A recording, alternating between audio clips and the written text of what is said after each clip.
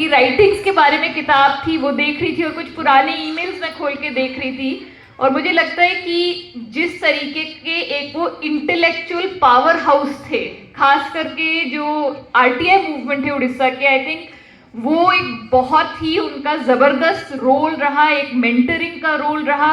हर एक चीज़ का detailed analysis, critic करना, और बिल्कुल एक बिना किसी डर के, बिना किसी संकोच के। यहाँ तक कि मुझे याद है पिछले साल हम ये चर्चा भी कर रहे थे कि किस तरीके से उनके खिलाफ डेफमेशन का भी केस लगा प्रदीप प्रधान के साथ, जब उन्होंने एनालिसिस करा और क्रिटिक करा of the commissioner at that time in the Orissa सूचना आयोग। तो मुझे लगता है कि बहुत ही एक बड़ा एब्सेंस, और ऐसा एब्सेंस जिसको कि रिप्लेस करना बहुत मुश्किल है, कि उस तरीके का एक इंटेलेक्चुअल रिगर, उस तरीके से समझना, और समझना केवल लीगल भाषा में नहीं लेकिन उसकी पॉलिटिकल भाषा में भी, कि what is the politics behind what is happening. तो मुझे लगा कि आज उनको याद करते हुए शायद सबसे अच्छा तरीका यही होगा कि जिस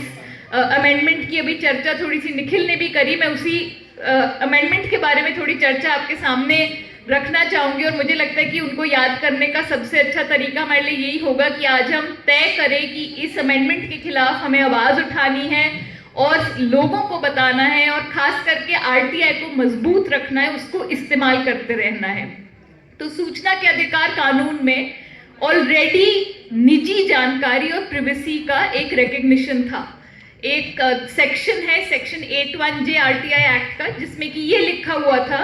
कि यदि कोई भी निजी जानकारी हो जिसका कि जनहित से कुछ लेना देना ना हो, या फिर जिसका कि किसी पब्लिक एक्टिविटी से कुछ लेना देना ना हो, वो जानकारी केवल डिनाई की जा सकती है। और ऐसी जानकारी जिससे कि किसी की निजता का बहुत ही गलत तरीके से हनन हो। तो बहुत क्लियर था कि आप सारी जानकारी नहीं डिनाई कर सकते थे, केवल ऐसी जानकारी जिसका कि जनहित से कुछ लेना देना ना हो या पब्लिक एक्टिविटी से कुछ लेना देना ना हो। तो अगर आप उदाहरण के तौर पे सोचे कि यदि लोग जानना चाहें कि किसी भी सेक्रेटरी के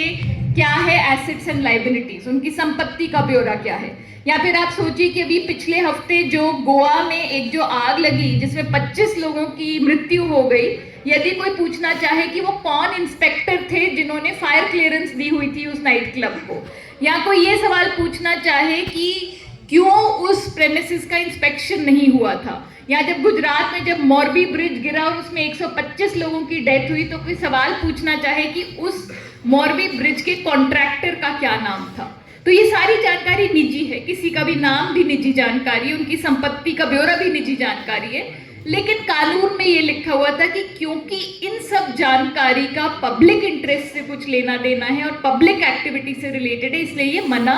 नहीं की जा सकती है। अब सरकार ने क्या करा है कि डेटा प्रोटेक्शन कानून 2023 में पास किया पार्लियामेंट में, और ऐसे समय में पास किया जब पूरी ऑपोजिशन मणिपुर के मुद्दे को लेकर वॉकआउट किया हुआ था, तब पास किया। और अब 14 नवंबर 2023